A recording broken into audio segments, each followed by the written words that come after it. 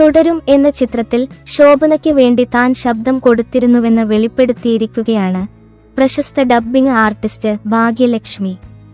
അവസാന നിമിഷം തന്റെ ശബ്ദം മാറ്റുകയും ശോഭന സ്വന്തമായി ശബ്ദം നൽകുകയും ചെയ്തെന്നും ഈ വിവരം അണിയറക്കാർ തന്നെ അറിയിച്ചില്ലെന്നും ഭാഗ്യലക്ഷ്മി വെളിപ്പെടുത്തി. വലിയ പ്രയത്നത്തോടെയാണ് താൻ ക്ലൈമാക്സിലെ നിലവിളികൾ ഉൾപ്പെടെ ഡബ്ബ് ചെയ്തത്. പ്രതിഫലം മുഴുവൻ വാങ്ങിക്കുകയും ചെയ്തു.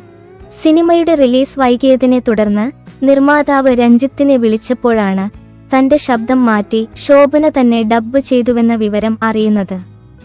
ഡബ്ബ് ചെയ്യണമെന്ന് ശോഭന വാശി പിടിച്ചെന്നും ഇല്ലെങ്കിൽ സിനിമയുടെ പ്രമോഷന് വരില്ലെന്ന് അവർ അറിയിച്ചെന്നും അതിനാലാണ് ശബ്ദം മാറ്റേണ്ടി വന്നതെന്ന് നിർമ്മാതാവ് തന്നെ അറിയിച്ചതായും ഭാഗ്യലക്ഷ്മി പറഞ്ഞു.